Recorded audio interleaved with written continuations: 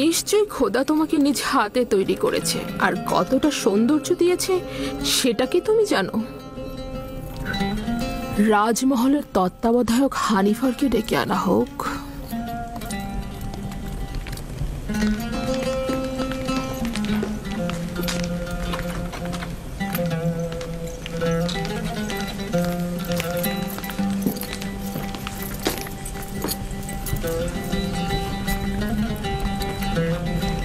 এটি সে তার বালিশের নিচে লুকিয়ে রেখেছিল।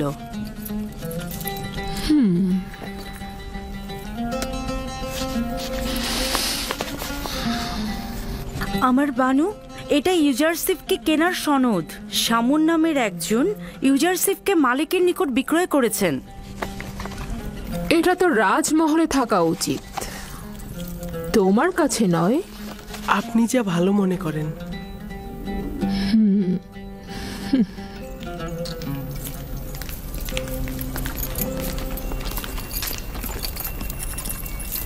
বলুন আমার বানু। ইউজারশিপকে তোমার কাছে অর্পণ করলাম। আমি চাই তাকে যথার্থ প্রশিক্ষণ দেয়া হোক। রাজমহলের চালচলন এবং আচার ব্যবহার তাকে শিক্ষা দেয়া হোক। এ ব্যাপারে আপনার ওপর আমার যথেষ্ট বিশ্বাস রয়েছে। আপনি ইউজারশিপকে সঠিক শিক্ষা প্রদান করতে পারবেন।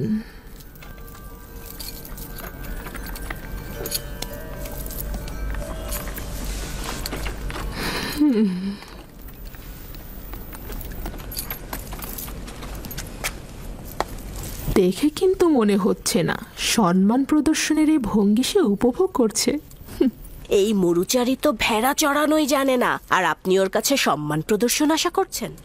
ওর তো বংশ পরিচয় নিয়েই আমি সন্দিহান। ও সম্মান প্রদর্শন শিখবে কোত্থেকে? দেখো এ পোশাকে তাকে কি সুন্দর লাগছে। আস্তে, প্রকাশ্যে ওর এমন তারিফ করবেন না, তাতে অহংকারী হয়ে যাবে। এসো আমার সঙ্গে।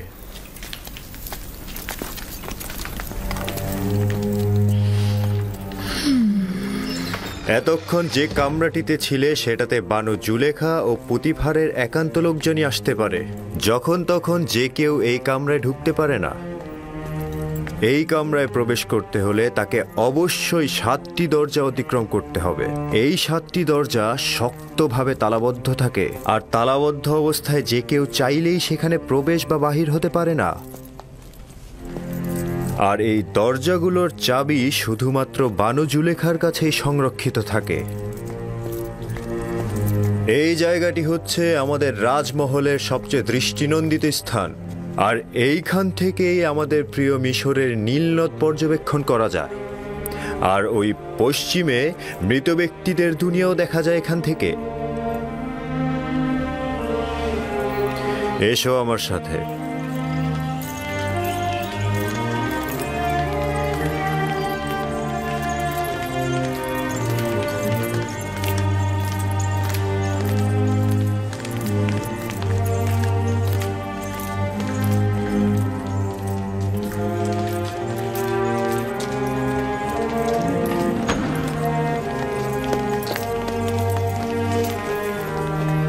এটি বানু জুলেখার নির্দিষ্ট কামরা। তিনি অত্যন্ত দাম্ভিক ও অভিজাত পরিবারের সন্তান। তোমাকে সতর্ক থাকতে হবে, কখনোই তার ফরমানের অবাধ্য হওয়া যাবে না। চলো যাই।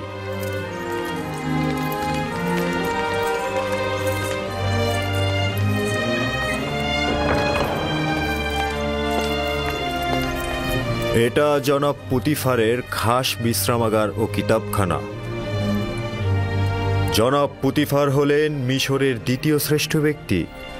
তোমাকে শিখতে হবে কিভাবে রাজ্যের সম্মানিত ব্যক্তিদেরকে কুর্নিশ করে সম্মান দিতে হয়। ও হচ্ছে সুপার, কিতাবখানা রক্ষক এবং জনাব পুতিফারের বইগুলোর বিশেষ পাঠক। চলো যাই।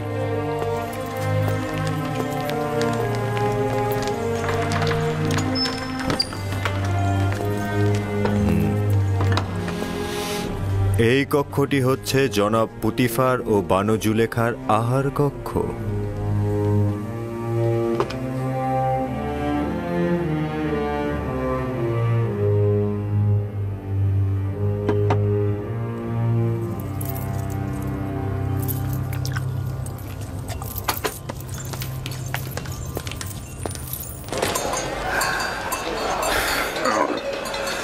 আমি যে করেই হোক ইউসুফকে নাজাত দেব, তার মুক্তির পথ খুঁজব। এমন ভাবে বললেন যেন ইউসুফ জেলখানায় আর আপনি তাকে মুক্ত করবেন। কয়েদখানায় থাকা আর গোলামি করা তো একই। কিন্তু পুতিফারের রাজমহলে ওর মতো গোলাম আর একজনও নেই। যদি পাখির জন্য আকর্ষণীয় খাঁচা বানানো হয়, তবে কি সেটা পাখির জন্য খাঁচা নয়? ইউসুফকে মুক্ত করে ইয়াকুবের কাছে নিয়ে যাব। এর আগে আমি কিছুতেই মিশর ত্যাগ করব না। কিন্তু আপনি দেখেছেন পুতিফার আর ওর স্ত্রী ওকে কতটা ভালোবাসে। কিন্তু ইয়াকুব নবীর তুলনায় তা নগণ্য। ইউসুফের বিচ্ছেদে না জানি ইয়াকুবের কি অবস্থা হয়েছে। কিন্তু মালিক, ইউসুফ তো নিজেই বলেছে তার মিশরে আসাটা খোদাবন্ধের ইচ্ছায়। এটি আমার সর্বশেষ বাণিজ্য। যত দ্রুত সম্ভব জিনিসপত্র বিক্রি করে ব্যাবেলে ফিরে যাও। কি?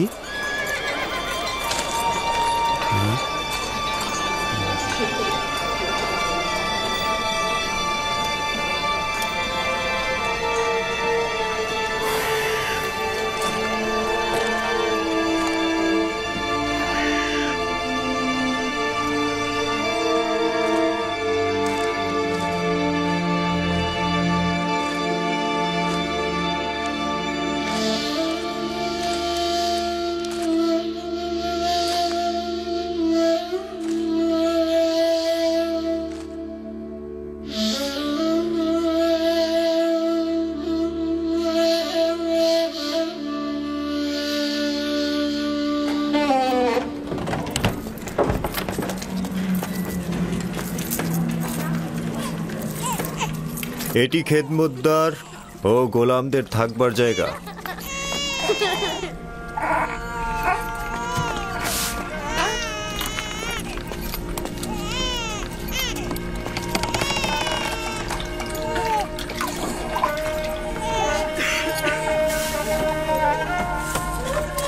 জনাব হানিফার এসেছে, জনাব হানিফার এসেছে, জনাব হানিফার এসেছে। এরা সকলেই জনাব পুতিফারের রাজমহলের খেদমতদার।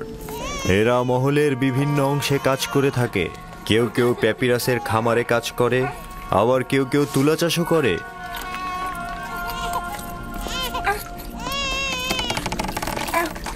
কিছু সংখ্যক পুরুষ এবং নারী এখন কর্মক্ষেত্রে রয়েছে। এখানকার প্রতিটি কামরায় একটি করে পরিবার বসবাস করতে পারে। তাদেরকে এত অসহায় দেখাচ্ছে কেন? জনাব পুতিফার কেন এদের দিকে নজর দেন না? অন্যান্য রাজ্যের খেদমতদার ও গোলামদের অবস্থা এদের চাইতেও শোচনীয়। এরা তো খুব ভালোই আছে। আমরা তাদের এখানে থাকার জায়গা ও খাবারও দিচ্ছি, তাছাড়া তাদের বাচ্চা কাচ্চাদের রক্ষণাবেক্ষণও করছি। আমি কি এদের দেখতে আসতে পারি? কেন নয়? তবে উত্তম হচ্ছে বেগম জুলেখা ও আলী জনাব পুতিফারের কাছ থেকে অনুমতি নেওয়া। এরা হচ্ছে বিশেষ গোলাম যারা পালকি বহন করে থাকে।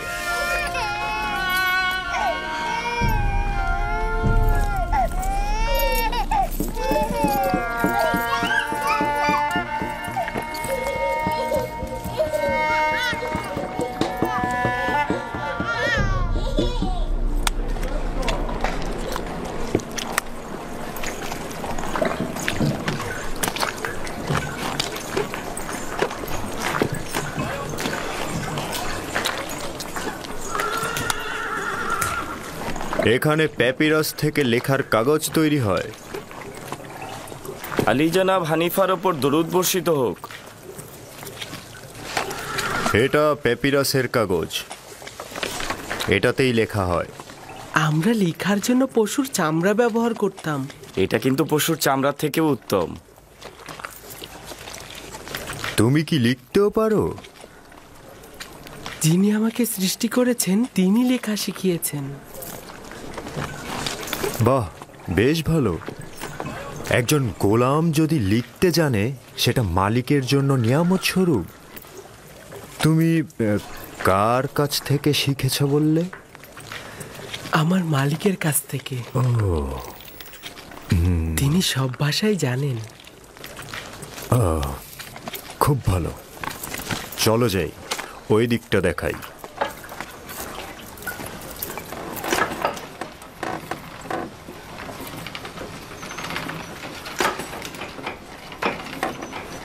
এটি হলো কাতান বুননের স্থান।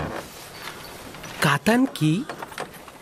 কাতান হচ্ছে সেই কাপড় যেটাকে কোমরে পেঁচিয়ে পরিধান করে থাকি আমরা, এবং এই কাপড়টা দিয়েই লেবাস তৈরি করি। সবচাইতে মোলায়েম যে কাতানটি তৈরি করা হয় সেটার নাম কাতানে সালাতানাতি। শুধু রাজমহলের বাসিন্দাদের জন্যই এ কাতান তৈরি করা হয়। বানু জুলেখার আকর্ষণীয় যে কাতানগুলো আছে সেগুলো এখানেই তৈরি হয়। চলো যাই।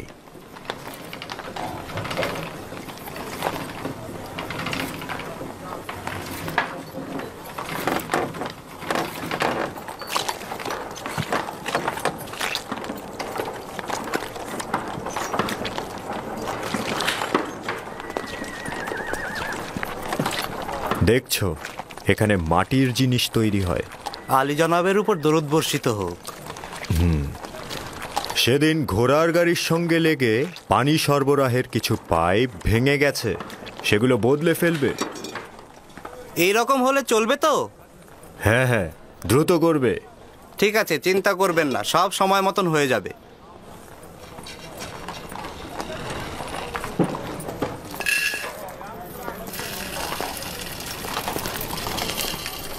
এটি খাদ্য সরবরাহের ভাণ্ডার। রাজমহলের সমস্ত খাবারের উপকরণ এখানেই রাখা হয়।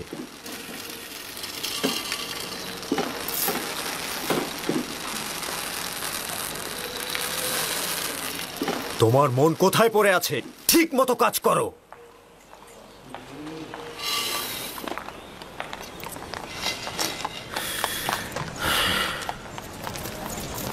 ভুলে যেও না, এখন থেকে তোমাকে তলব করে সওয়াল করা না পর্যন্ত কোনো জবাব দেবে না।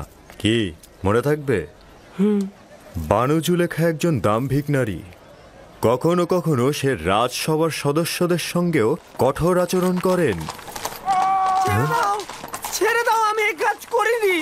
বিশ্বাস করো, আমি এই কাজ করিনি। আমাকে ছেড়ে দাও, আমাকে ছেড়ে দাও, আমি করিনি।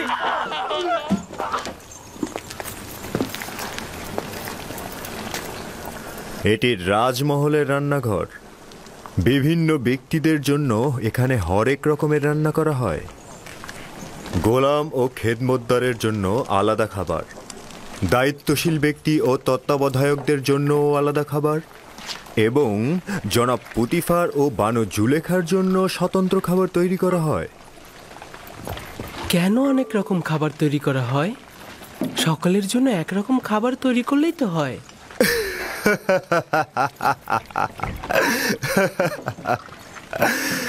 এটা কি করে সম্ভব? জনাব পুতিফার ও বানু জুলেখার গোলাম ও খেদমতদারগণ তো এক সমান নন।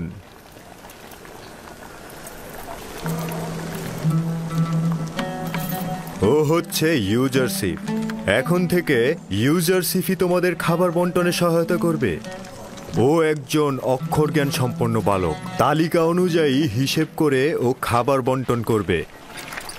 এতে করে আমাদের খাবারের হিসেব ঠিক থাকবে।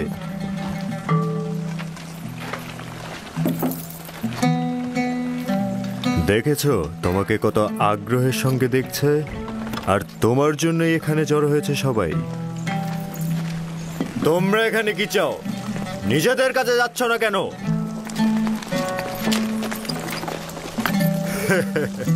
কাজে মন দাও। চলো ইউজারশিপ।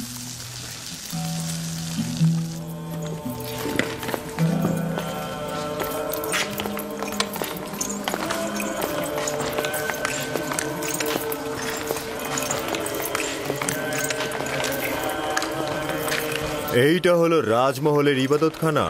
জনাব পুতিফার ও বানু জুলেখা এবং রাজমহলের ব্যক্তিরা এখানে ইবাদত করেন। আমরা নিজেদের খোদাকে এখানে সংরক্ষণ করে রাখি।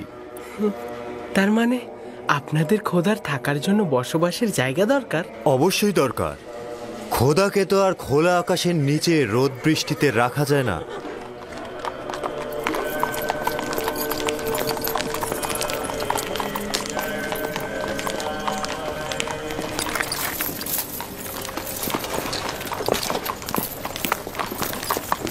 জনাবে মহান হানিফারের উপর দরুদ।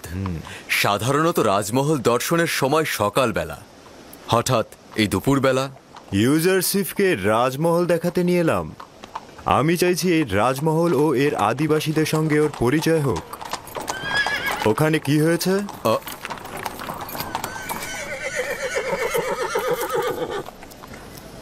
রাজমহল থেকে জোহর চুরি হয়েছে। এরা সকলেই রাজমহলের অভ্যন্তরীণ পাহারাদার। কেউ স্বীকার করছে না, কিন্তু একজন আরেকজনকে দোষ দিচ্ছে। তাই নাকি? চলো দেখছি ব্যাপারটা।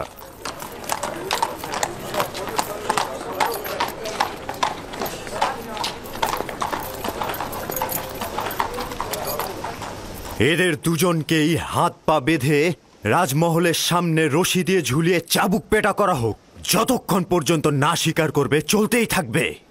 আমাকে বলছি, আমি এই কাজ করিনি।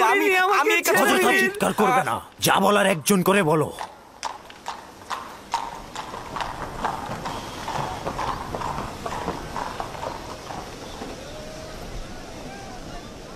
কিন্তু জনাব হানিফার, মহান খোদার কসম, আমি অপরাধী নই। সত্যি বলছি, আমি চুরি করিনি। আসলে যেদিন চুরি হয়েছে সেদিন তো আমি আসিনি।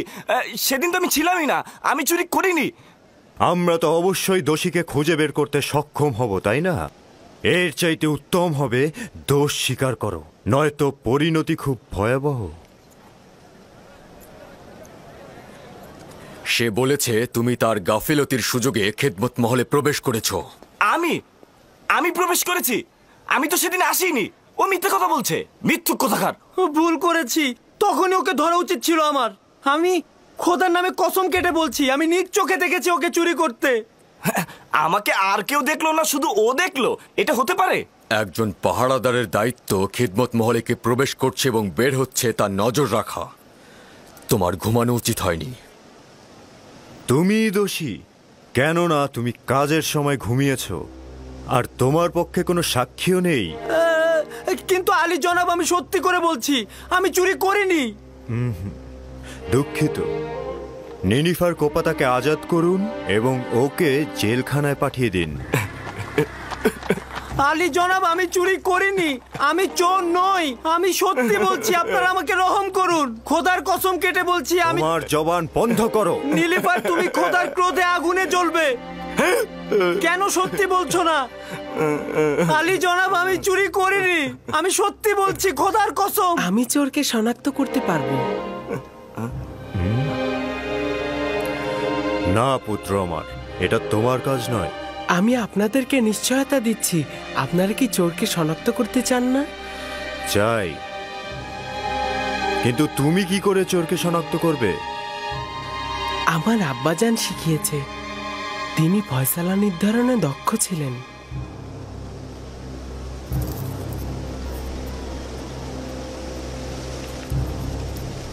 নিশ্চয়তা দিচ্ছ? জি জনাব হানিফার, চাইলে পরীক্ষা করুন। খুবই ভালো।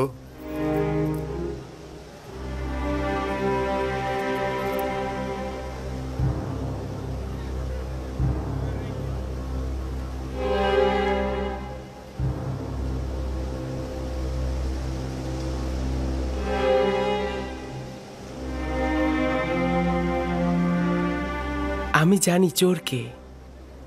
আমি আশা করছি সে নিজে থেকে দোষ স্বীকার করে তার শাস্তি কমিয়ে নেবে। আসলে যেদিন রাজমহলে চুরি হলো সেদিন আমার পাহারার দায়িত্বই ছিল না। আমি তো সেদিন আসিনি। আমি যে চুরি করিনি এটার কোনো সাক্ষী নেই, তবে সত্যি করে বলছি, আমি নিজ চোখে নীলিফারকে চুরি করতে দেখেছি, খোদার কসম।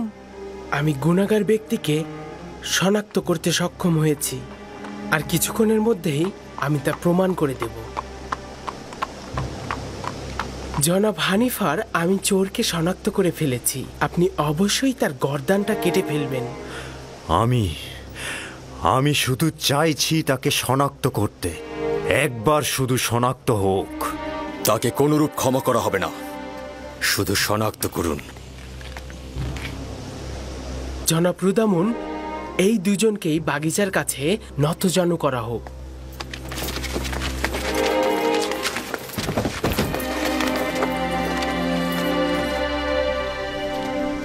তাদের চক্ষু যুগল বেঁধে ফেলা হোক। রুমাল নিয়ে এসো।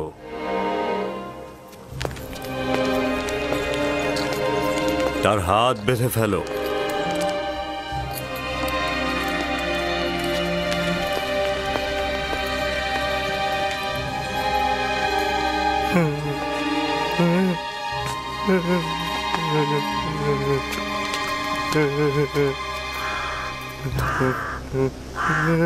আরো একবার চোরকে সুযোগ দিচ্ছি। তুমি নিজে থেকে দোষ স্বীকার করো, শাস্তি কম পাবে। কিন্তু আমি যদি শনাক্ত করি তাহলে অবশ্যই তোমার গর্দান কাটা হবে।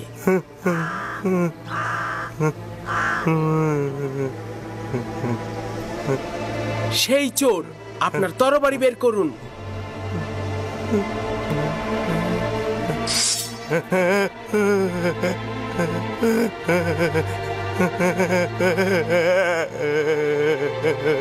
এই চোরটার গর্দান কেটে ফেলুন। না না না না, আমি স্বীকার করছি, আমি চুরি করেছি, আমি ভুল করেছি, আমি স্বীকার করছি। জনাব রুদামুন, আমি স্বীকার করছি, আমি চুরি করেছি। তুমি নিজেও চিন্তা করনি যে এত তাড়াতাড়ি স্বীকার করবে। শাবাশ ইউজারশিপ, শাবাশ। তাকে নিয়ে যাও।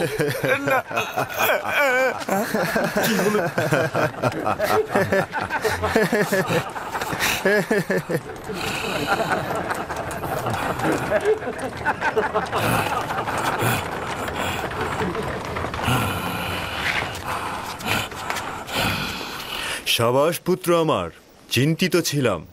আমি ভাবতেই পারিনি যে তুমি পারবে। শুকরিয়া জ্ঞাপন করছি, অনেক অনেক কৃতজ্ঞতা জ্ঞাপন করছি।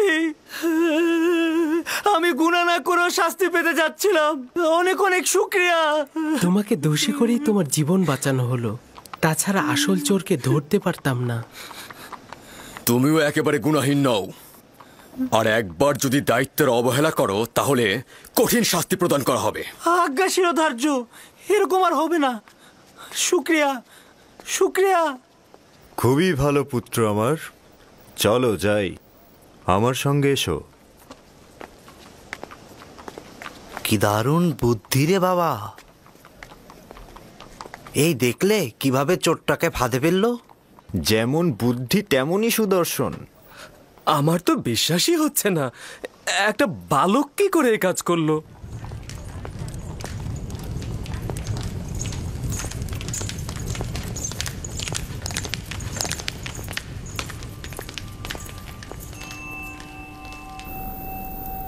সে তো ভেবেছিল আমরা তার শিরচ্ছেদ করছি।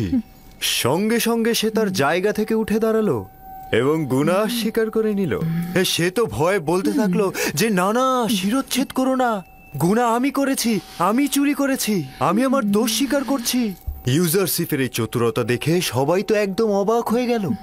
কেউ তো চিন্তাও করতে পারেনি তার মতো একটা বালক এত তীক্ষ্ণ বুদ্ধি সম্পন্ন।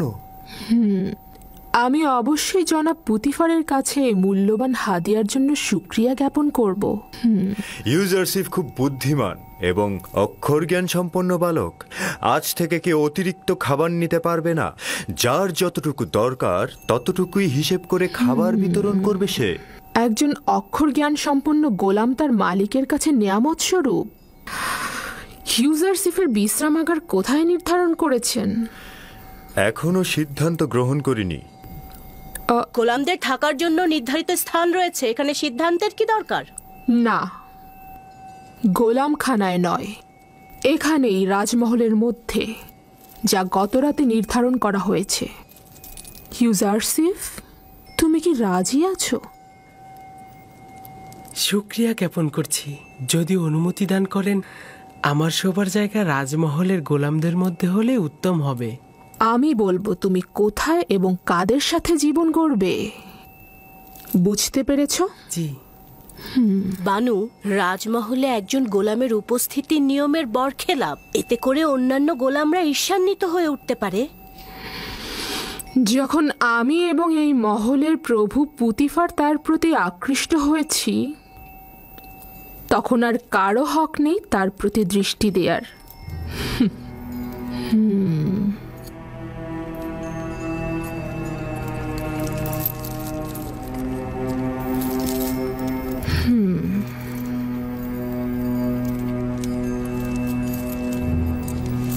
চলো।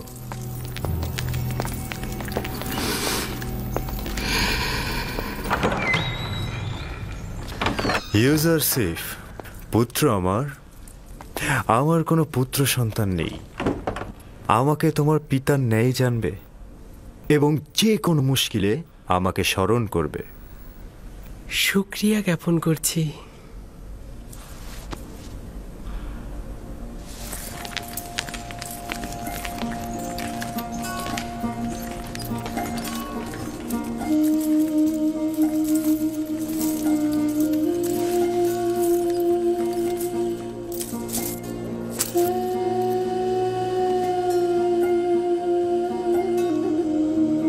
বেচারা আব্বাজান আমার, খোদাবান তাকে সবর করা তৌফিক দিন।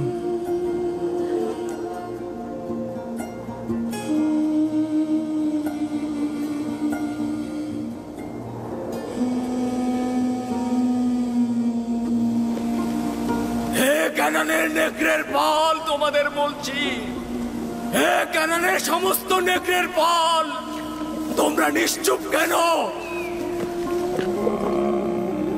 আব্বাজান, নেকড়িগুলো কি কথা বলতে পারে? না আমার পুত্র, তবে খোদা তাআলা যদি চান তবে নেকড়েরা অবশ্যই উত্তর দেবে।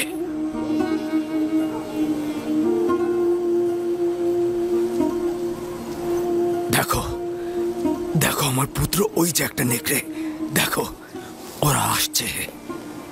হ্যাঁ,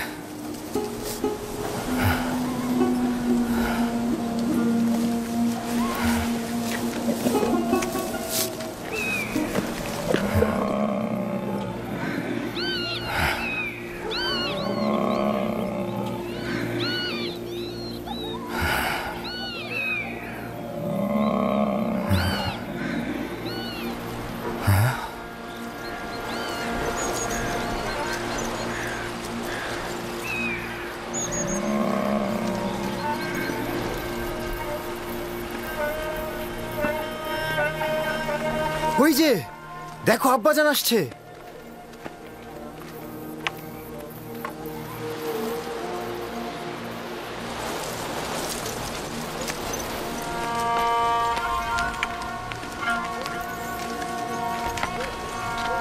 এখনো বলো, তোমরা তোমাদের ভাইয়ের সাথে কি করেছো?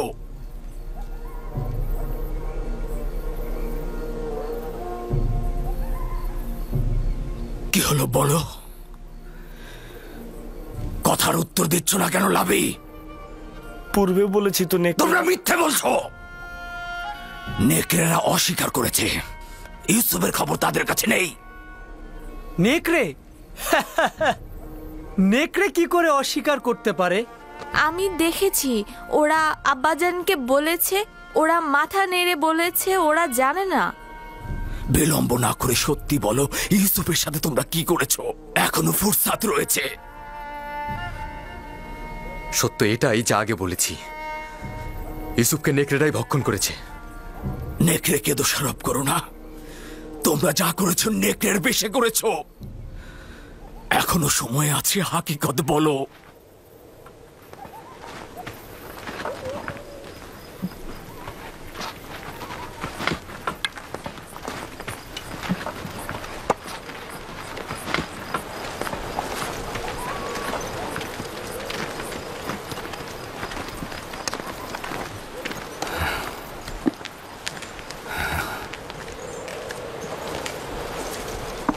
খোদা তাআলা সবাইকে তওবা পড়ার ফুরসাত দেন না। এখনো সময় রয়েছে, তোমরা তওবা পড়ে গুনাহ কবুল করো।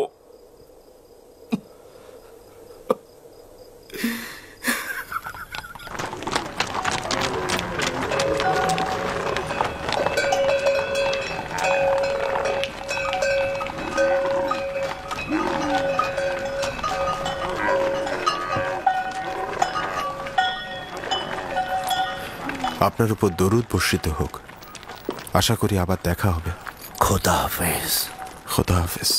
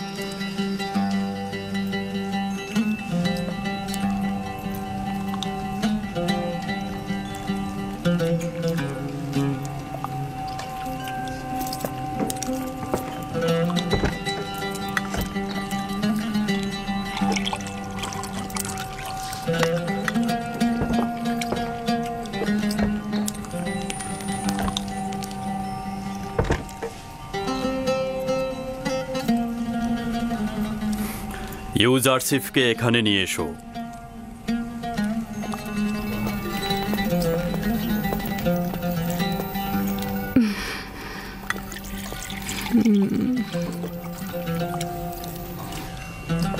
এতদিন তোমার সঙ্গে জীবনযাপন করে আমি উপলব্ধি করলাম যে আমি কখনো সন্তানের অধিকারী হব না। আমি তোমাকে জননীর নিয়ামত থেকে বঞ্চিত করতে চাই না। আমাদের খুব বেশি বছর হয়নি আমরা নিকাবন্ধনে আবদ্ধ হয়েছি। কে জানে ভবিষ্যতে আমরা সন্তানের অধিকারী হতেও পারি। পূর্বে থেকেই জনাব পুতিফারের প্রতি আমার ভালোবাসার সন্তান না থাকার কারণে নয়, বুঝতেই পারছেন। তোমার মহব্বতের প্রতি আমার বিন্দুমাত্র সন্দেহ নেই। আমি ইউজারশিফকে ঠিক এই কারণেই তোমার কাছে অর্পণ করেছি। আমি জানি এরকম একটা সন্তান তুমি যদি পাও তবে তুমি এতে অবশ্যই আনন্দিত হবে। কোনো কিছুই আপনার মহব্বতের তুলনায় আমাকে আনন্দিত করবে না। ইউজারশিফকে আমি আপনার হাদিয়ার ন্যায় মহব্বত করব।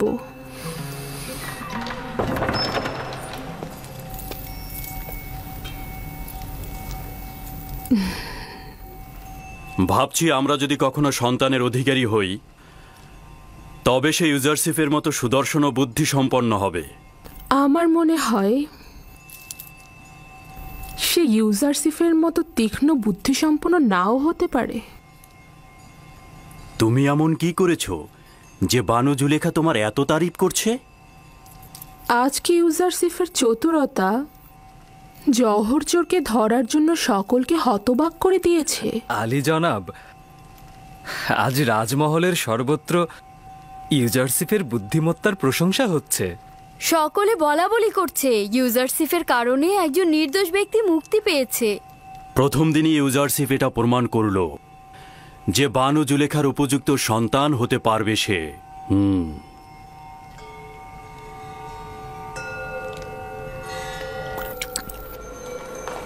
আমি নিজে শুনেছি ইউজারশিফকে সন্তান হিসেবে গ্রহণ করার সিদ্ধান্ত হয়েছে। তাই নাকি? জুলেখা কি সত্যি সত্যি এই সিদ্ধান্ত মেনে নিয়েছে? না, মুখে কিছু বলেনি, তবে রাজি আছে মনে হলো।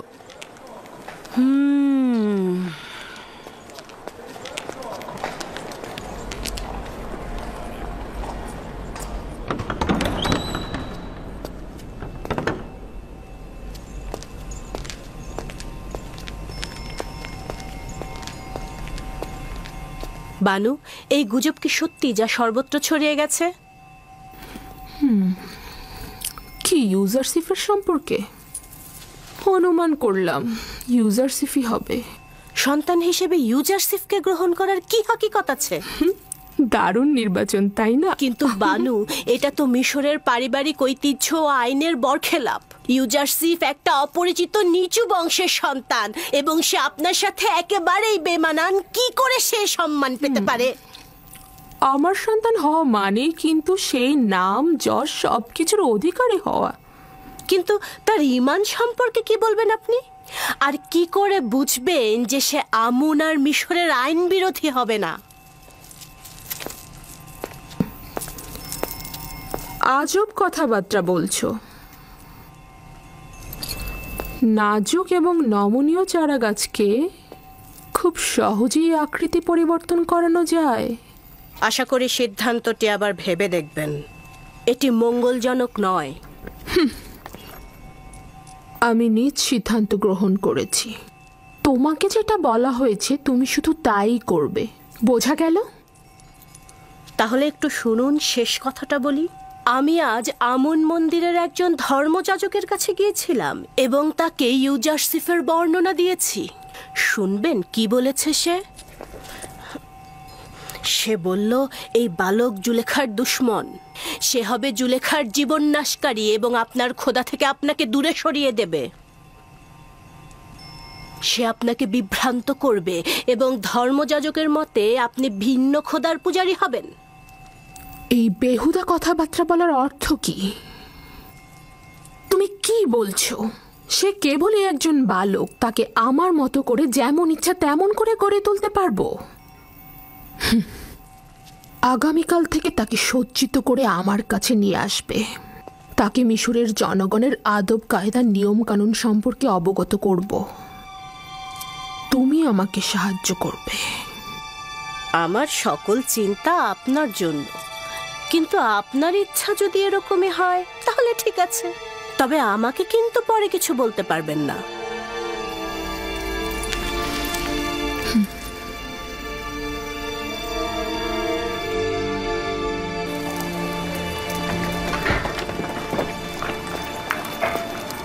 জনাব পুতিফারের খাবার নিতে এসেছি। হয়েছে? ইউজারসিফ না আসা পর্যন্ত খাবার দেওয়া হবে না। ইউজারসিফকে খাবারের দায়িত্ব দেওয়া হয়েছে। ইউজারসিফ খুব ভাগ্যবান একটা ছেলে। ওকে পুতিফার ও জুলেখা চাচ্ছে নিজের সন্তান হিসেবে স্বীকৃতি দিতে।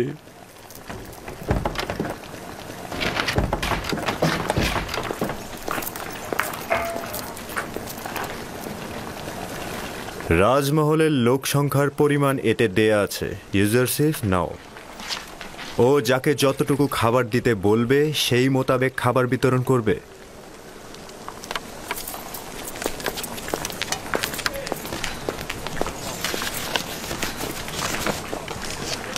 পাহারাদারদের 20 জনের খাবার।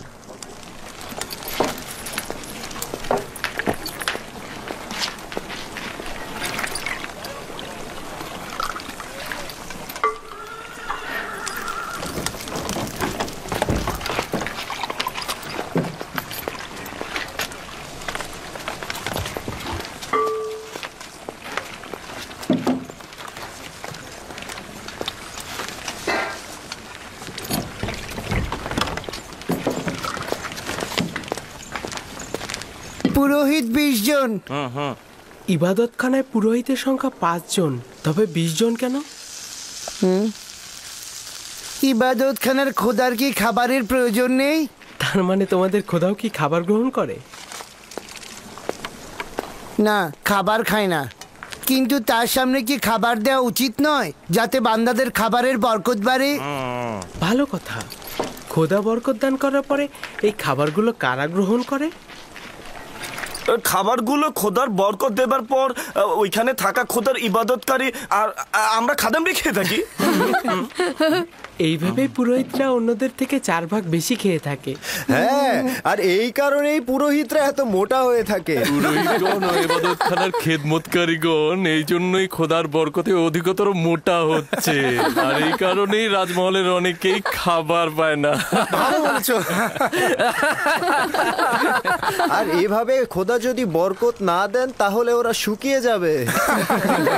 ভাগ্যিস খোদা তালা খায়, না খেলে তো কি অবস্থা হতো।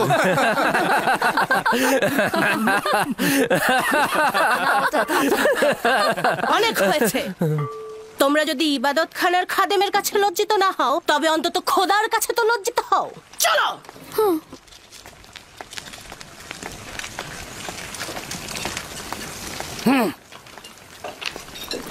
দেখবে উনি গিয়ে ইউজারসিফের নামে ষড়যন্ত্র করবে।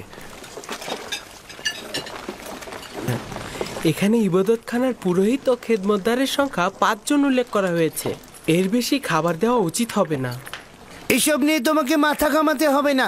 আমরা সব সময় 20 জনের খাবার নিয়ে থাকি।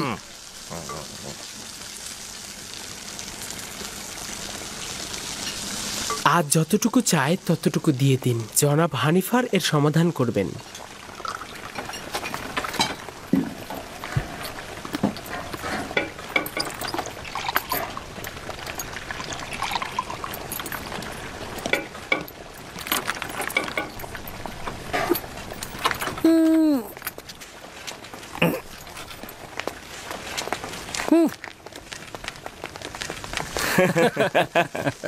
খোদার নামে খাবারগুলো পুরোহিতদের পেটেই যায়। কিন্তু এটা নিয়ে এখন পর্যন্ত কেউ প্রতিবাদ করেনি। সাবাস পুত্র, সাবাস পুত্র, সাবাস সাবাস। সেদিন নীলিফার আচ্ছা মতো অপদস্থ হয়েছে, আজ হলো খাদেমরা। বাপরে বাপ, সেই দিন নীলিফার কুপ্তাকে যেইভাবে চোর প্রমাণিত করলো। বালকটি সাহসী ও বুদ্ধিমান। এই হানিফার আসছে। কি ব্যাপার, কি করছো ইউজারসিফ? কোনো মুশকিল হয়নি তো আবার? না আলী জনাব, ওর সাথে ইবাদত খানার খাদেমদের বিরোধ হয়েছে। খাদেমদের অতিরিক্ত খাবার নেয়ায় ও আপত্তি জানিয়েছে। কারি মামাও তখন এখানে ছিল। আমার মনে হয় পুরোহিতগণ এবং কারি মামা এই বালকটির বিরুদ্ধে ষড়যন্ত্র করবে।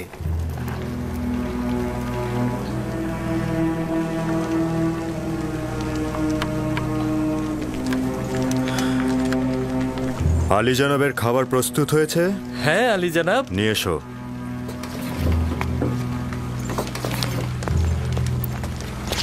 তুমিও এসো ইউজারসিফ। সবাইকে তালিকা অনুযায়ী খাবার বিতরণ করবে ইউজারসিফ না আসা পর্যন্ত। এসো।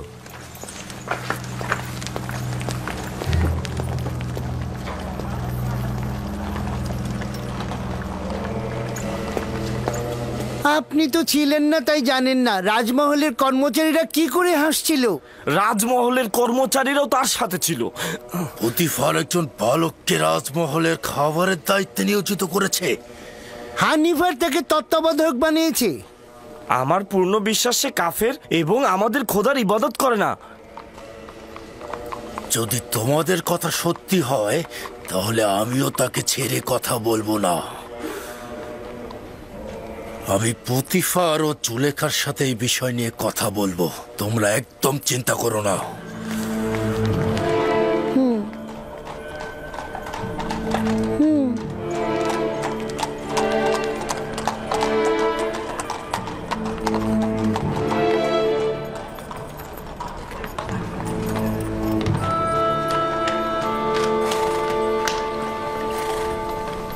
ইউজারসিফ, ইউজারসিফ, তোমার সঙ্গে কথা আছে। মেনিসাবু, কি হয়েছে? এখানে কি করছো? তুমি আমাদের খোদার ইবাদত করো না কেন? তুমি কি কাফের? তোমার উদ্দেশ্যটা কি? পুরোহিত মেঙ্গি পুরোহিত খুপুকে বলছিল যে তুমি নাকি কাফের, আর এটা যদি প্রমাণিত হয় তবে তারা তোমাকে জীবিত রাখবে না। যদি আমার খোদা না চায় তাহলে কোনো কিছুই হবে না। তার মানে কি তুমি সত্যি সত্যি কাফের? তোমাকে নিশ্চয়তা দিচ্ছি আমি কাফের নই, আমি খোদার ইবাদতকারী। তার মানে কোন খোদা? তোমার খোদা, আমার খোদা, আমাদের সকলের খোদা। খুবই ভালো, যাক আমি শান্তি পেলাম। তুমি কি জানো খোদা তাআলা তোমাকে নাজাতের জন্য আমাকে পাঠিয়েছে? আমাকে কিছু বললে? না না, আমি নিজের সঙ্গেই কথা বলছিলাম। কিছু হয়নি, তুমি যাও। এসো আমরা খেলা করি। আচ্ছা ঠিক আছে, আমি আসছি।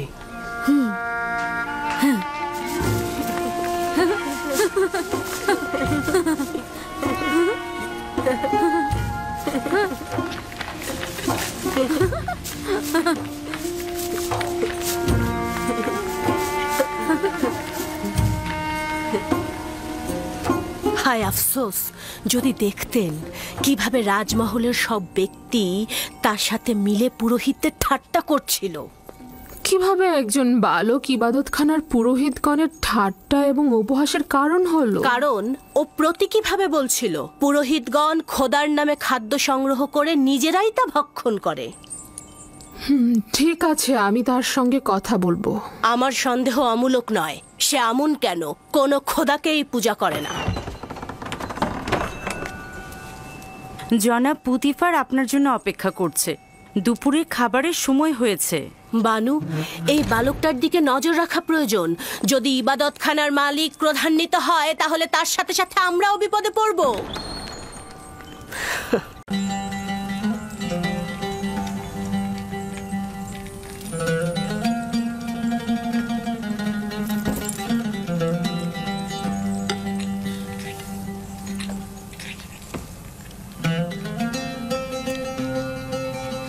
বাহ, সাবাস, অতুলনীয় খাবার। খাবার খুব সুস্বাদু হয়েছে। আমাদের পুরনো বাবুর্চিরাই কিন্তু রান্না করেছে, তবে পার্থক্যটা হচ্ছে রান্নায় তাদের আন্তরিকতাটা বেড়েছে। তার মানে বোঝা যাচ্ছে যে আন্তরিকতা খাবারের স্বাদকে বৃদ্ধি করে। শুধু রান্নায় নয় বানু জুলেখা, আন্তরিকতা যে কোনো কাজেরই মান বাড়ায়। কিন্তু পূর্বে তো এই মহব্বত ও আন্তরিকতা ছিল না। পূর্বে ইউজারশিপও ছিল না আলী জনাব।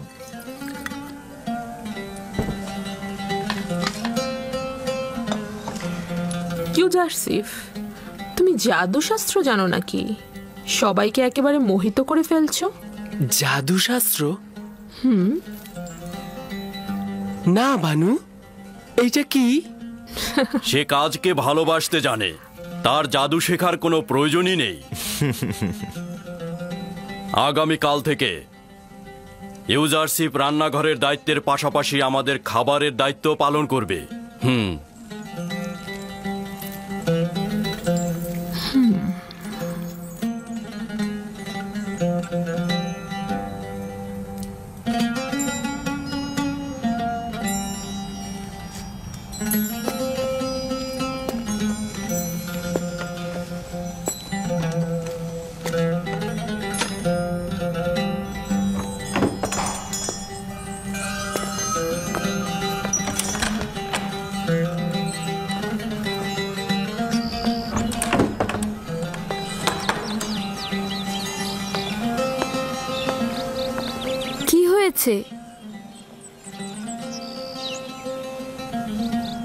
দিনের পর দিন পুতিফারের এখানে গোলাম খেটে গেলাম। বছরের পর বছর তাদের সেবা যত্ন করে নিজের শক্তি অপচয় করেছি যেন পুতিফারের নজর কাটতে পারি আমি। আর এখন একজন এব্রানি বালক যে কিনা মরুভূমিতে ভেড়া চড়াতো, তাকেই পুতিফার সব দায়িত্ব দিয়ে দিল। এতে ইউজারশিপের দোষ কি? এ তো পুতিফারেরই সিদ্ধান্ত। তবে আমার মনে হয় না ইউজারশিপ এই দায়িত্ব পালন করতে পারবে। আমি এখন কি করব? আমাকে এখন মরুভূমিতে উটের দায়িত্ব দিবে, না হয় হয়তো পাথর খনিতে কাজে লাগাবে। আমি বলছি কি, তুমি ইউজারশিপের সাথে কথা বলো, হানিফারের সাথেও বলতে পারো। আমার মনে হয় কোনো একটা উপায় বের হবেই। হ্যাঁ, খাবার ঘরটা গুছিয়ে ফেলো, যাও।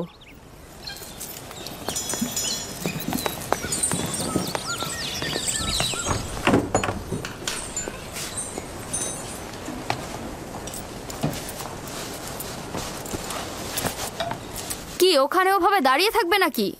আমাদের একটু সাহায্য করো। এখন থেকে পুতিফারের দস্তরখানার দায়িত্ব এই ইউজারশিপের। আমার অধিকার নেই হস্তক্ষেপ করার। তুমি কি আমার উপরে রেগে আছো? মনে হচ্ছে তুমি কিছুই জানো না। তোমার কারণেই তো সব নষ্ট হয়ে গেল। হায় আফসোস, কত দিন ধরে চেষ্টা করেছি খানসামার জায়গায় পৌঁছাতে। এখন সম্ভবত ওকে কোনো শস্য খামারে পাঠানো হবে অথবা পাথরের খনিতে।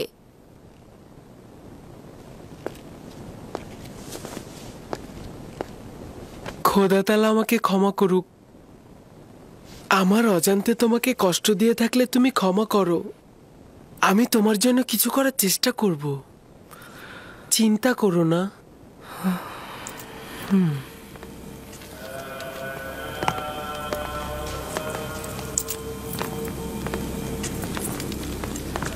বানু জুলেখা আসছে আলী জনাব।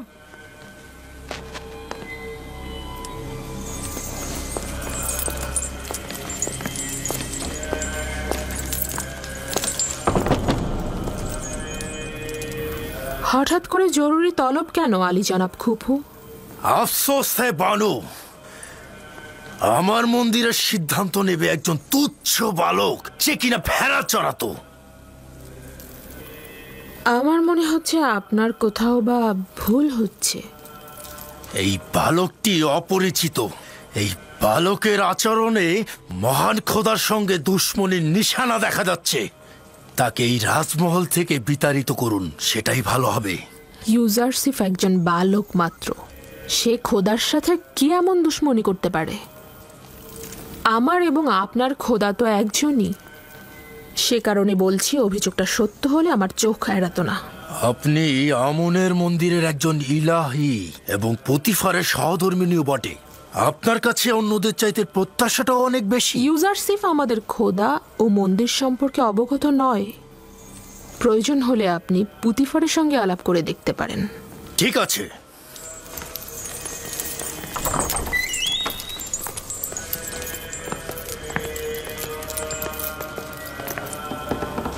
আলী জনাব, আপনি কি সিদ্ধান্ত নিয়েছেন যে একজন বালক রাজমহলের খাবার বন্টনের দায়িত্ব নেবেন? ইউজারসিফ তো শুধু খাবার বন্টনের তালিকা দেখে খাবার বিতরণ করতে চেয়েছেন। আমরাও তো তার পাঠ্যজ্ঞান ও লেখ্যরূপ সম্পর্কে ধারণা পেতে চেয়েছিলাম। এতে দোষের কি আছে? তাহলে মন্দিরের খাবার নিয়ে কেন সে ঝামেলা পাকালো আলী জনাব? এটা ঝামেলা নয় আলী জনাব, সে শুধু প্রশ্ন করেছে মন্দিরের 5 জন খাদেম কেন 20 জনে খাবার নেবে। প্রশ্নটা তো অনেকের সাথে আমাদেরও ছিল, কিন্তু আমরা এতদিন প্রশ্ন করিনি মন্দিরের খাদেমদের সম্মানের কারণে। কিন্তু ইউজারসিফ এটি নিয়ে আপত্তি করেছে, প্রশ্ন তুলেছে। খোদার নামে যে খাবারটি নেওয়া হয় সেটি ইবাদত শেষে পুরোহিতরা খায়, আর এই বালকের সেটা বোঝার কথা নয়। কে বলেছে তোমাদেরকে খোদার খাবার খেতে? তোমাদের জন্য তো খাবার পাঠানোই হয়, তাহলে বেশি খাবার কেন খাও? তোমার মতো মোটা করতে সবাইকে, আর রাজ্যের অন্য সবাই না খেয়ে রোগা ও দুর্বল হয়ে যাবে কেন? বাহ জনাব পুতিফার, আপনি আমাদের খেদমতগার ও গোলামের সঙ্গে তুলনা করছেন। আমরা আমন খোদার পুরোহিত, যিনি কিনা মিশরের খোদারও খোদা। এই রাজমহলের কর্মচারীরাও আমনের বান্দা এবং নিজেদের খোদাবান্দের খেদমতগার। পার্থক্য এই যে রাজমহলের কর্মচারীগণ নিজেদের খোদাবান্দের জন্য কষ্ট সহিষ্ণু কাজ করে থাকে, কিন্তু মন্দিরের খাদেমগণ তাদের নিজেদের খোদার জন্য কিছুই করেন না, শুধুমাত্র তার খাবার খেয়ে দিনে দিনে মোটা হয়ে যান।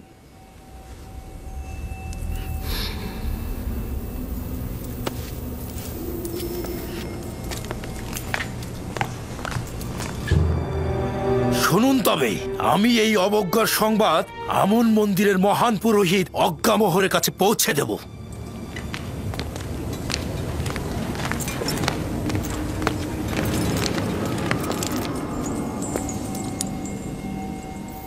ইউজারসিফের প্রতি ভালোবাসা নিজের কাছে, কিন্তু তার জন্যে পুরোহিতদের মনে কষ্ট দেওয়া কি ঠিক হচ্ছে? এটা ইউজারসিফের কারণে নয়, মিশরের দরবার ও আমন মন্দিরের মতবিরোধ শত শত বছর ধরে চলছে। মন্দিরের পুরোহিতদের স্বার্থপরতা দিন দিন বেড়ে যাচ্ছে আমার বানু। আমি আপনাদের সাথে মতবিরোধ করছি না, কিন্তু আমন মন্দিরের ইলাহি হিসেবে আমি চাইব ইউজারসিফকে এমনভাবে শিক্ষা দেওয়া হোক যাতে সে আমনের অনুসারী হয়, যেন দুশ্মন না হয়।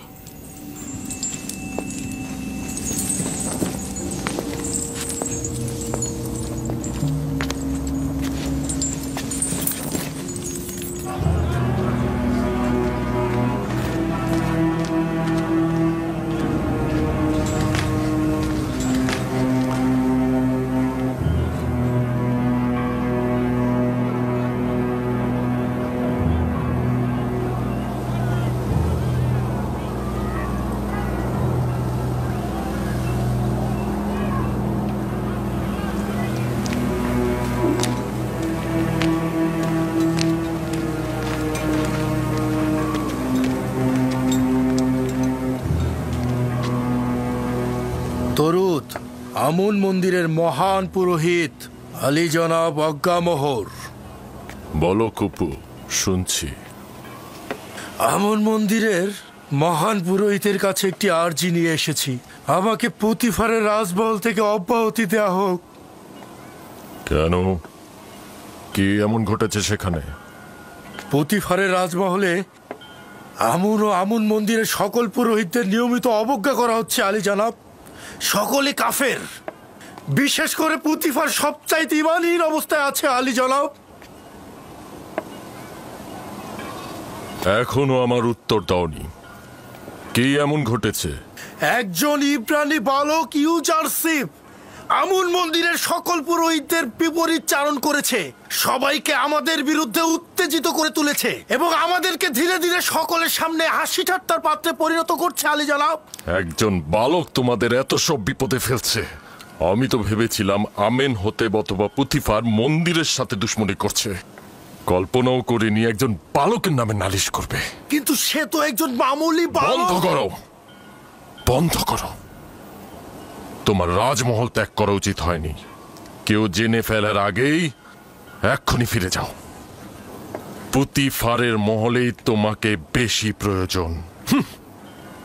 আমরা মিশরের প্রতাপশালী রাজাধিরাজ আমেন হতেবের উৎখাতের প্রতীক্ষায় আছি। আর এই সময় কিনা এক মহান পুরোহিত এক নগণ্য বালকের মোকাবেলায় পরাজিত হয়ে মাথা নিচু করে পালিয়ে এসেছে। লজ্জা করছে না তোমার? যাও, যাও এখান থেকে।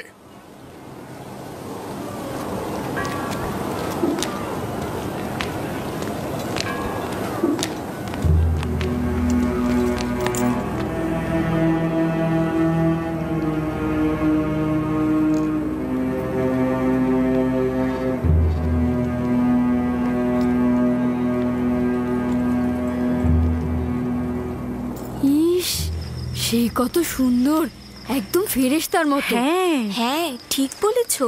আর কি সুন্দর গায়ের রং, কি সুন্দর চোখ। একে তো আগে কি কখনো সুন্দর দেখিনি। বালক, এত সুন্দর বালক আমি আমার জীবনেও দেখিনি। এই, ও হ্যাঁ, কবে এসেছে? ঠিক বলেছো। আমিও কোনোদিন দেখিনি। ও মা, দাঁড়িয়ে দাঁড়িয়ে কি ওমা, দেখছো? দেখো। খাবার নেবে না?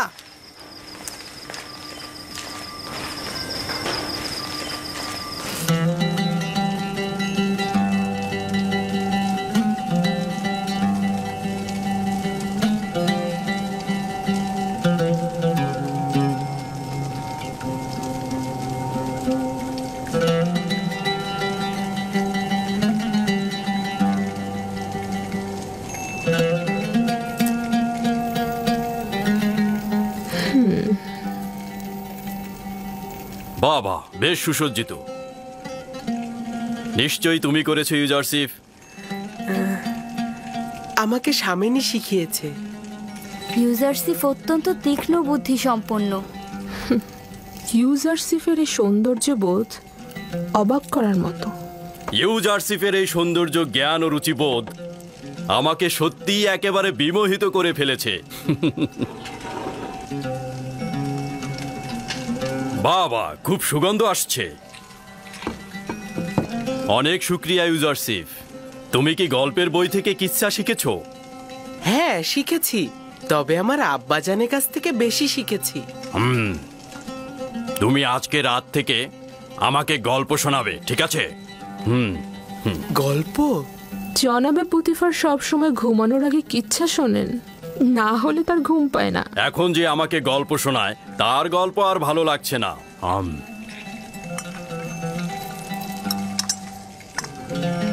কি ব্যাপার, কিছু বলছো না তো? দুঃখিত আলী জনাব। তাহলে আপনার বর্তমান কিতাব পাঠকের কি হবে? সুপার, ও ভিন্ন কোনো কাজে যোগ দেবে। আমি তো এখন তার বিপরীতেই কাজ করছি।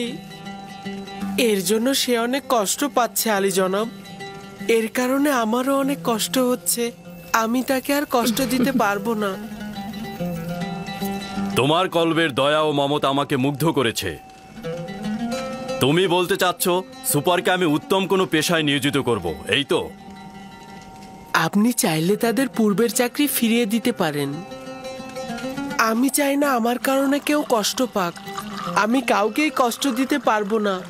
চিন্তা করো না, হানিফারকে আমি বলে দেব সুপারকে যেন উত্তম কোনো কাজে নিয়োজিত করে, ঠিক আছে? আজ থেকে তুমি আমার কিতাবখানা সংরক্ষক ও কিতাব পাঠক। জনাব পুতিফার, ইউজারসিফকে কিন্তু আমাকে হাদিয়া হিসেবে দিয়েছিলেন, মনে আছে তো? আমাকে হাদিয়া দিয়ে তার কার্য নিজে উপভোগ করছেন। যদি তুমি সম্মতি না দাও তাহলে ইউজারশিপকে কোনো কাজেই নিয়োগ করব না। আমার অভিপ্রায় ছিল মজা করা। ইউজারশিপ তাই করবে যা এই মহলের খোদাবন চাইবেন।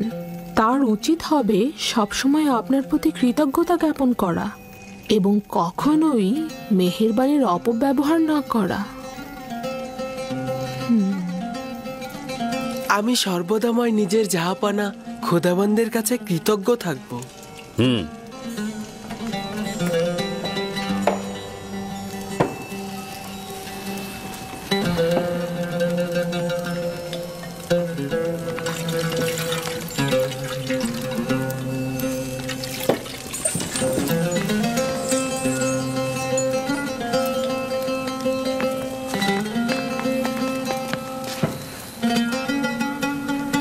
আমার সঙ্গে এসো।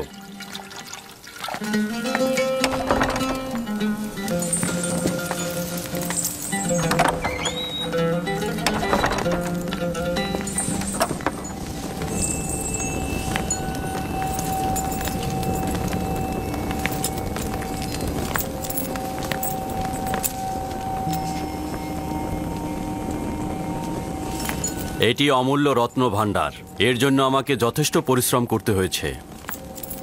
এই কিতাব হয় আমি পাঠ করেছি, আর না হয় আমার কিতাব পাঠক সুপার পাঠ করেছে। জাহাপানা, আমাকে আজকে কোন কিতাবটি পাঠ করতে হবে?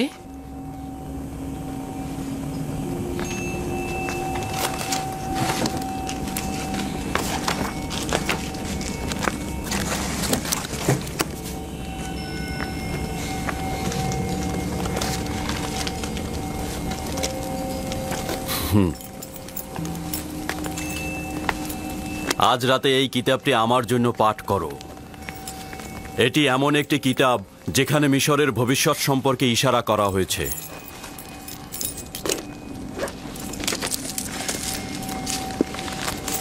অবগত নই যে কে এই কিতাব লিখেছে, তবে অসংখ্য চিন্তার খোরাক রয়েছে এই কিতাবে।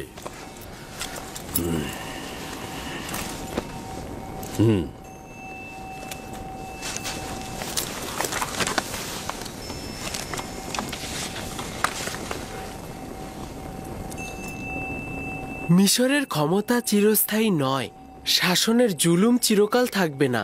মিশরের মূল কাঠামোর আমল পরিবর্তন হবে এবং ধনী গরিবের জায়গাও পরিবর্তন হবে।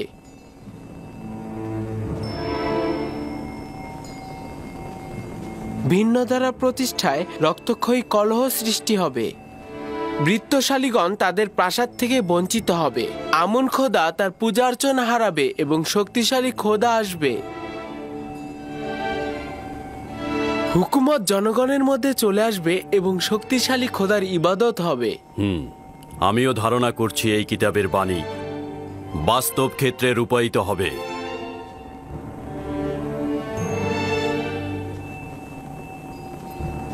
পড়ে যাও।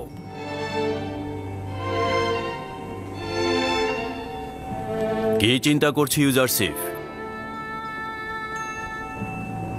ভাবছি আমি জ্ঞাত আছি। এই ঘটনা শুধুমাত্র এলাহির দূতই করতে পারেন। শুধুমাত্র সেই পারেন সম্পদশালী ও জুলুমকারীর ক্ষমতাকে ভোজবাজি থেকে টেনে নামাতে। তিনি পারবেন আমুনের পূজা অর্চনা বন্ধ করে তার ইবাদতের আলো ছড়িয়ে দিতে। না, আমি এটা ধারণা করছি। তোমার কথায় বোঝা যায় তোমার চিন্তা চেতনা অনেক উঁচু মানের। এগুলো কোথা থেকে জেনেছো?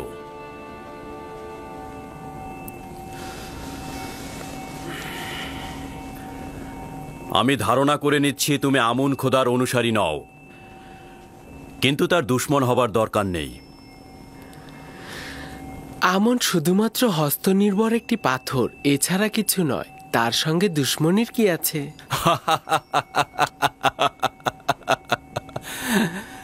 তুমি তো দেখছি আমুনকে খোদা হিসাবে মানুই না, আবার দুশমনের উপযুক্ত মনে করো না।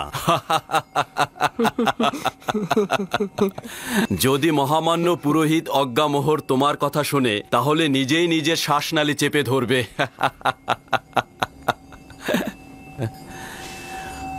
ভুল করেও নিজের মনের ভাব অন্যের কাছে প্রকাশ করবে না। বিশেষ করে জুলেখার কাছে তো নয়, কারণ সে অনেক সংবেদনশীল।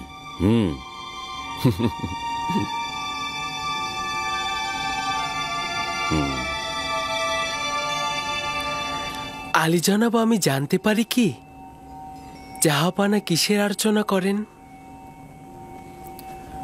পূর্বে সেও আমনের পূজারী ছিলেন, কিন্তু এখন বিষয়টি গোপন রেখেছেন। তুমি আমারটাও শুনে রাখো। আমন মন্দিরের এই পুরোহিতদের দ্বারা আমি ত্যক্ত বিরক্ত।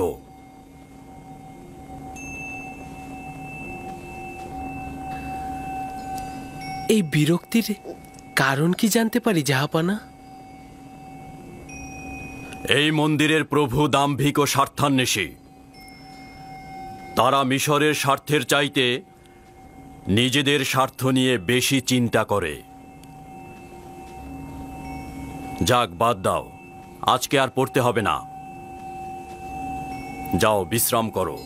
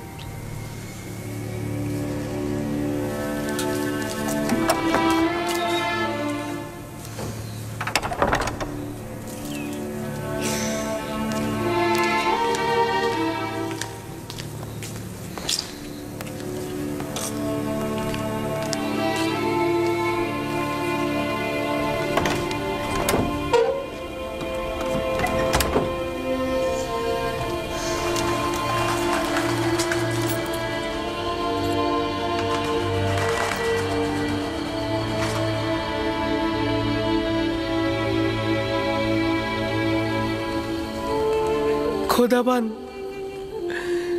সকল বন্ধুদের জন্য শুভকামনা করছি। খোদাবান, পুতিফার, বানু জুলেখা, হানিফার, মেনিসাবু সহ সকলকে হেদায়েত করো।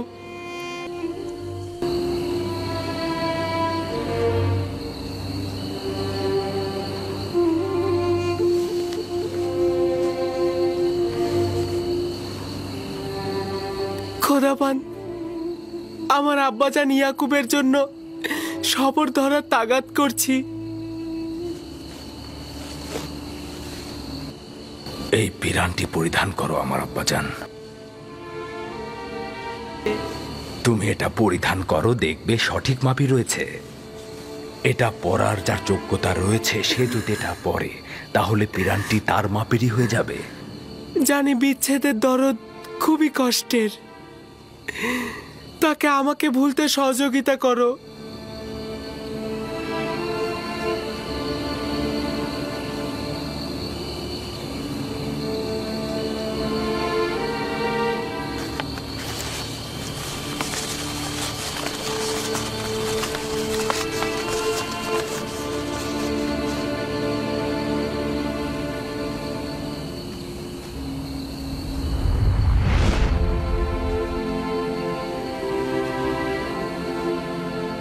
খোদাবন্দের নবী ইউসুফের প্রতি দরুদ।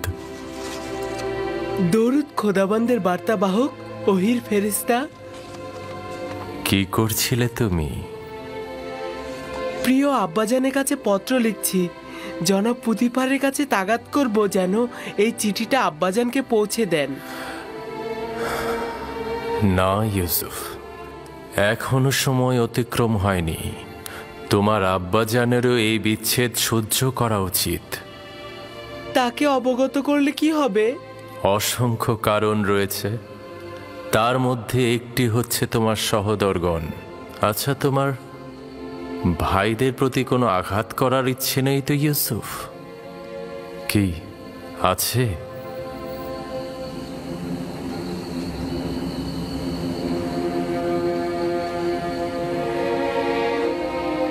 না না না, যদি আব্বাজান জানতে পারে তাহলে তাদের অভিশাপ দেবে।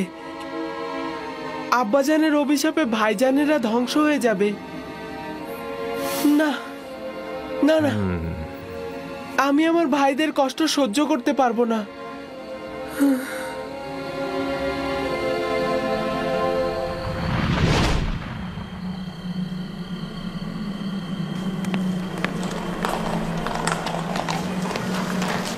সিদ্ধান্ত হয়েছিল তোমাদের কোনো শস্য খেতে অথবা পাথরের খনিতে প্রেরণ করার, শুধু ইউজারশিপের কারণেই রক্ষা পেলে। আর ইউজারশিপের কারণেই গতকাল আলী জনাব পুতিফার আমাকে নির্দেশ দিয়েছেন তোমাদের উত্তম কোনো কাজে নিয়োজিত করতে। তো এখন তোমরা বলো তো, তোমরা কোন কাজ করতে ইচ্ছুক? আমরা আর কি বলবো, আপনি যা সিদ্ধান্ত নেবেন তাই হবে। তুমি যেহেতু অভিজ্ঞ খানসামা, সেহেতু তুমি জনাব পুতিফার ও বানু জুলেখার খাবার তৈরিতে সহায়তা করবে। আর তুমি সাক্ষর জ্ঞান সম্পন্ন, সেহেতু তুমি খাবারের তালিকা নিয়ে আজ থেকে ইউজারশিপের দায়িত্ব পালন করবে। রাজি আছো তো?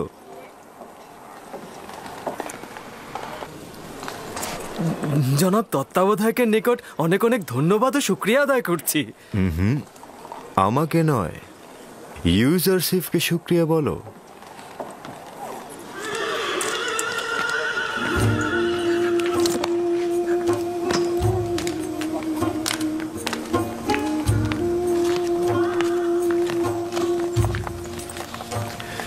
তোমার আর রান্নাঘরে যে কাজ নেই, ওরাই তোমার কাজ করে দেবে।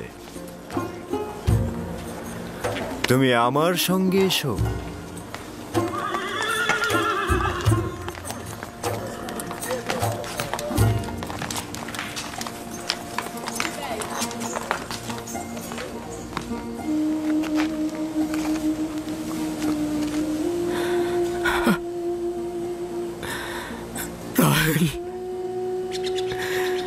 আমি ক্লান্ত, অসহায়, বিধ্বস্ত। আমি, আমার সন্তানেরা আমার দুশ্মনে পরিণত হয়েছে। তারা আমানতের খেয়ানত করেছে, আমিও তো আমানতের খেয়ানত করেছি রাহেল। আমি পারলাম না রাহেল, আমি পারিনি ইউসুফকে ভালোবাসা দিয়ে আটকে রাখতে। আমি পারিনি রাহেল, আমি পারলাম না তোমার। যখন থেকে নিশ্চিত হয়েছি যে ইউসুফকে নেকড়ে খায়নি, তখন থেকে ইউসুফের প্রতীক্ষায় বসে আছি আমি।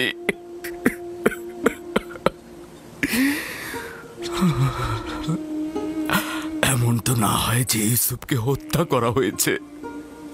তুমি ভালো বুঝতে পারবে রাহেল, তুমি তো পরকালের দুনিয়াতে সবকিছু পর্যবেক্ষণ করতে পারছো। শান্ত হও, মৃত্যু তোমার ইউসুফকে স্পর্শ করেনি। সালাম ভাইজান। তোমার উপর দরুদ ইয়াকুব নবী। তোমার ইউসুফ জীবিত, তার মৃত্যুর খবর মিথ্যে। সত্যি বলছেন ভাইজান? কোনো মৃত্যুই আমার অজানা নয়। ইউসুফকে তুমি পরপারে তালাশ করো না, ভালো হবে অন্য কোথাও তালাশ করে দেখো। তাই বেনিয়ামিন তোমার ভাই জিন্দা আছে, আমার ইউসুফ জীবিত আছে। আপনি আমাকে বলুন আমার ইউসুফ এখন কোথায় আছে? আমি শুধুমাত্র মৃত দুনিয়ার খবর রাখি।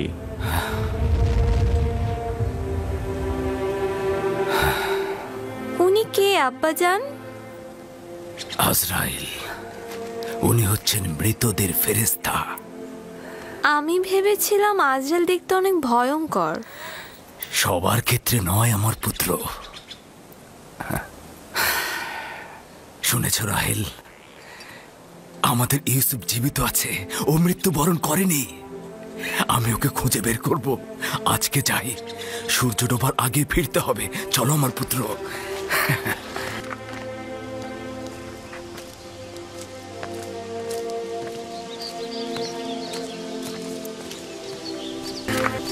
আব্বাজান কোথায় গেছে জানো? কোথায় আর যাবে, রাহেলের মাজার পরিদর্শনে গেছে।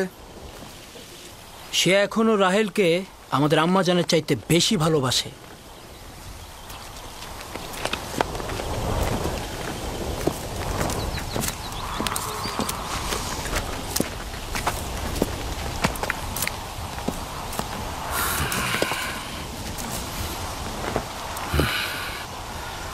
এখন কি তোমরা বলবে না আমার ইউসুফের সাথে কি হয়েছে?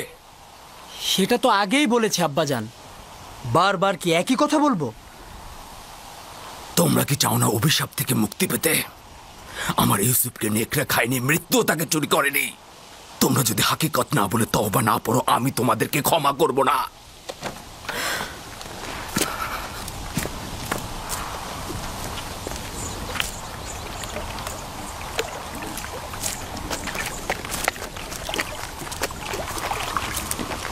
কোথায় গিয়েছিলে? আমার আম্মাজানের মাজারে। আব্বা ওইখানে বুঝতে পেরেছে যে ইউসুফ মারা যায়নি। শোনো, তোমার মা কি বলেছে যে তোমার ভাই মরে যায়নি? না, শুভ্র পোশাকের এক ব্যক্তি বলেছে। আব্বাজান বলেছে সে মৃত্যুর ফেরেশতা। পাগল হয়ে গেছে। তার কাজ হচ্ছে মরুচারী আর কল্পনা বিলাস। আপনারা পাগল হয়ে গেছেন, আপনারা মিথ্যা কথা বলেন। আমি আপনাদের পছন্দ করি না। ওই বেনিয়ামিন, ভাগ এখান থেকে।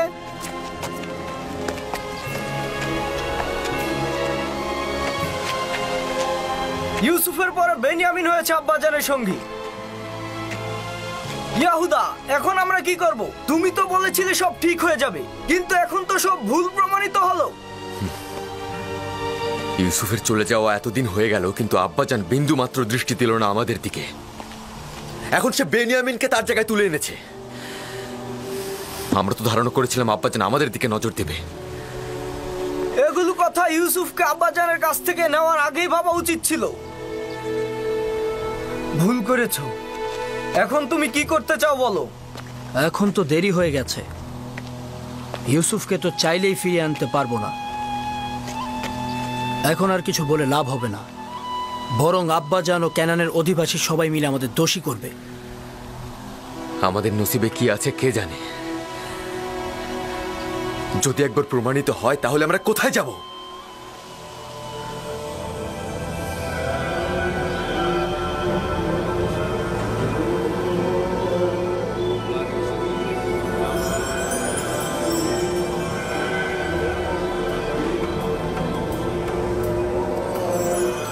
তাকে একজন আগন্তুক হিসেবে পরিচয় করিয়ে দিতে পারেন।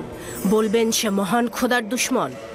তাকে এই ভূমি থেকে বিতাড়িত করার জন্য রাজমহলের ভূমিকা দরকার।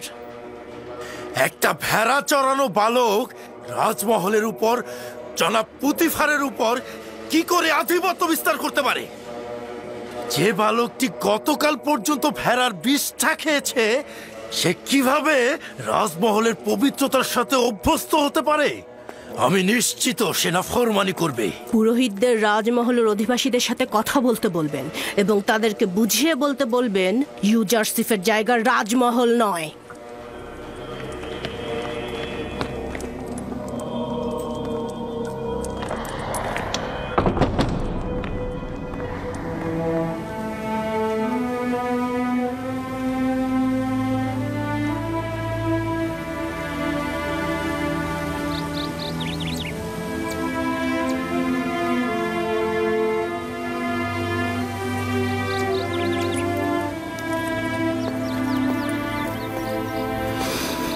প্রিয় বানু, গতকাল রাতে আমি ইউজারসিফকে অন্য এক খোদার সাথে কথা বলতে দেখলাম।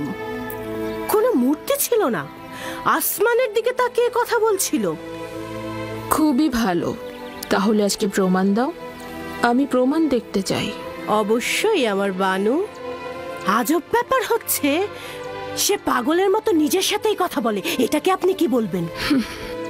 এখানকার সবাই তাকে তীক্ষ্ণ বুদ্ধিসম্পন্ন বলে মনে করে, আর তুমি বলছো পাগল। এই, তুমি এখানে কি করছো? আমি আগাছাগুলো পরিষ্কার করছি। এগুলো ফুল গাছগুলোকে শুকিয়ে ফেলে, আর এগুলো যদি পরিষ্কার না করি তবে বাগান হয়েছে। এবার কাজে মন দাও।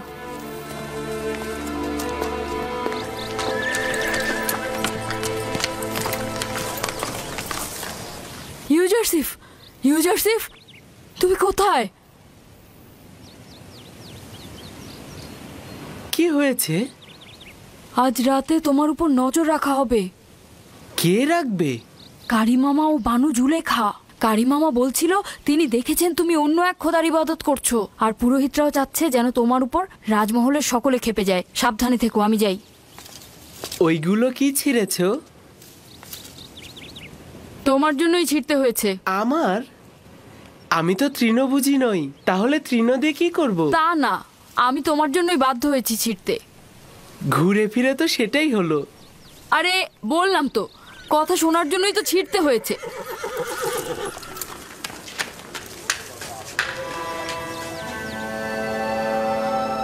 শুকরিয়া জ্ঞাপন করছি তোমার আনুকূল্যের জন্য।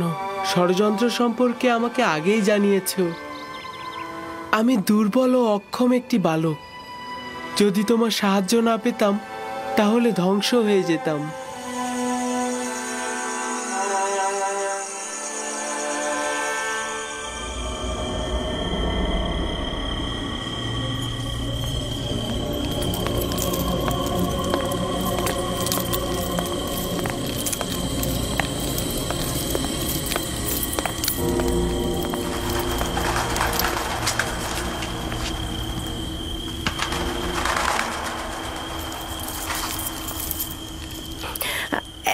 এখন ঘুমাচ্ছে, কিন্তু আমার মনে হয় সে মাঝরাতে উঠে নিজের খোদার প্রার্থনা করবে।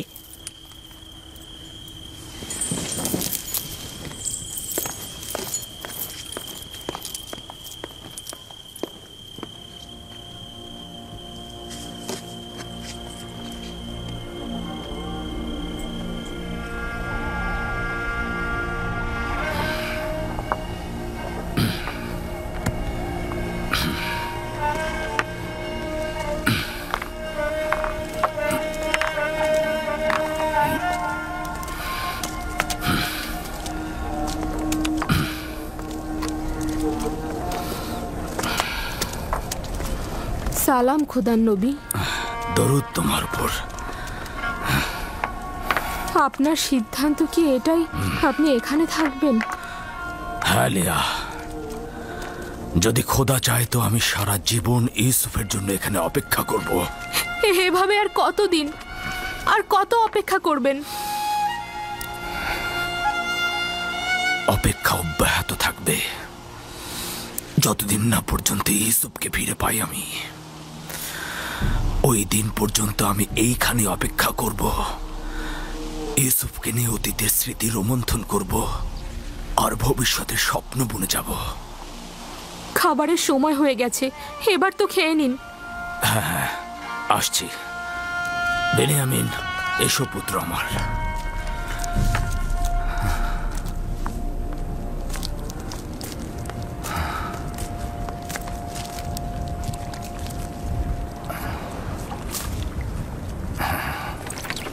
ইউজারসিফ কি ভিন্ন খোদার পূজারী? আপনি কিছু জানেন? না, আমি এ ব্যাপারে খুব একটা জানি না। অনেকেই মনে করে সে আসমানের খোদাকে পূজা করে, মিশরের খোদাকে দুশমন মনে করে। একজন বালক এসব ব্যাপারে কি এমন জানতে পারে? তাকে যেভাবে শেখানো হবে সে ঠিক সেইভাবেই চিন্তা করবে। আর এখন তো আমি আর তুমি আছি, আমরাই ঠিক করব যে সে কার ইবাদত করবে আর কার ইবাদত করবে না। যদি চাও তার সঙ্গে আমুন খোদা নিয়ে কথা বলো, আর মন্দিরে যাবার সময় তাকে সঙ্গে করে নিয়ে যাও। আর এতে করে ও মিশরের আইন ও আমুন সম্পর্কে জানতে পারবে।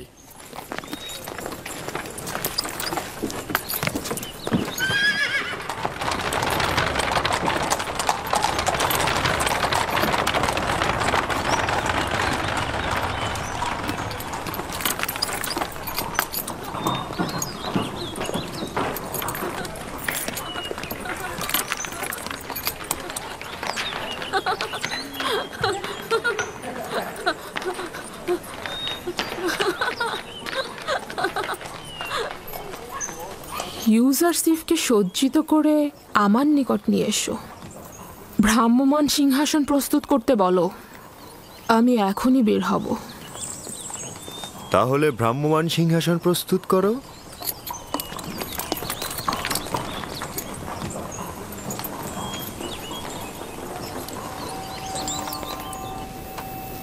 সব সময় এমন সাজসজ্জা করে পরিপাটি হয়ে থাকবে। আজকে তোমাকে অনেক বেশি সুদর্শন লাগছে। মনে হচ্ছে তুমি তোমার বয়সের তুলনায় অধিক বড় হয়ে গেছো। আপনি কি মনে করেন জনাব হানিফার? বিশ্বাস করতে কষ্ট হয় যে ওর বয়স 11 বছর। আজকে তোমাকে আমি ত্যাবর ও আমুনের মন্দিরের সঙ্গে পরিচয় করিয়ে দেব। কি যাবে তো? অবশ্যই যাব। আমি তো আমুন মন্দিরের আইন কানুন জানতে খুবই আগ্রহী। তাহলে এসো আমার সঙ্গে।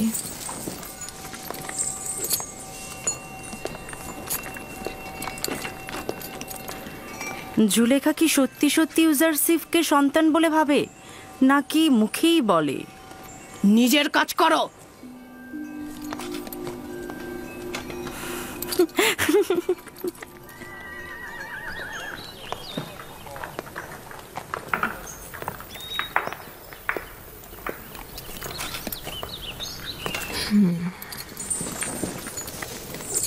ইউজারসিফ, উঠে এসো।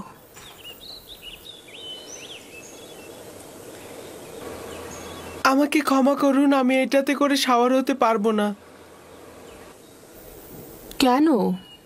ভ্রাম্যমান সিংহাসন কি পছন্দ করো না? আমি কারো কাঁধে শাওয়ার হওয়া পছন্দ করি না।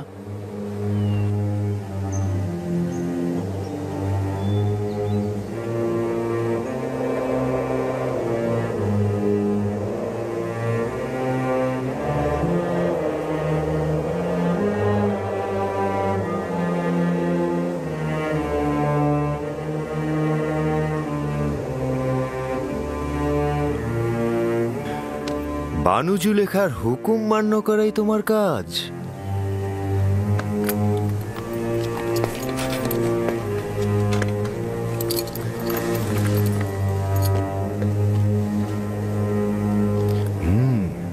রওনা হও।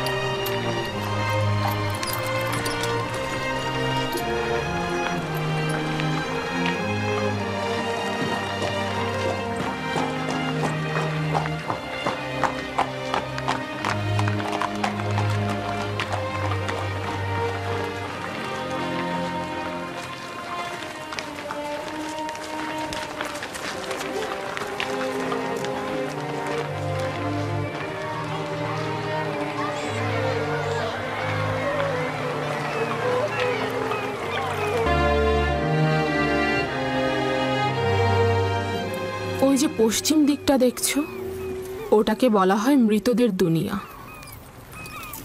মিশরের মৃত ব্যক্তিদের মমি করে নীলনদের পশ্চিমে সমাধি করা হয়। ওটা এক আজব দুনিয়া। আমরা মৃত ব্যক্তিদের সাথে পোশাক, স্মারক ও হরেক রকম খাবার দিয়ে সমাধি করি, যেন মৃত্যুর পরের জীবনটিকেও তারা উপভোগ করতে পারে। বিশেষ ব্যক্তিদের বেলায় অনেক সময় খেদমতদারকেও সঙ্গে দেয়া হয়ে থাকে। তার মানে দেহটা পচে যাওয়ার পরে এগুলো সবকিছু তারা করতে পারে? জানতাম যে তুমি এই প্রশ্নটা করবে। সাধারণ দাফনের ক্ষেত্রে দেহ পচে যায়, মমি করে রাখলে দেহ অক্ষত থাকে, এবং মিশরের মানুষ এটা বিশ্বাস করে যে মমি করা দেহে আত্মা পুনরায় প্রবেশ করে এবং সে আবার জীবিত হয়ে ওঠে। এই সময় সে সঙ্গে করে যা নিয়ে যায় মৃতদের দুনিয়ায় সে তা ব্যবহার করতে পারে।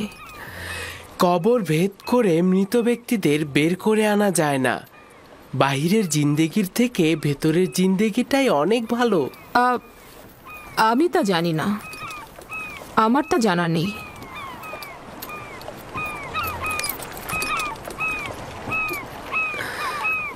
যদি আমরা এখানে বেশি সময় থাকি তাহলে বলুন না সিংহাসনটা নিচে নামাতে। তারা তো ক্লান্ত হয়ে গেছে, তাই না? না, এখনই রওনা হব। তারা অভ্যস্ত, এটা নিয়ে চিন্তিত হবার কিছু নেই। মন্দিরে চলো।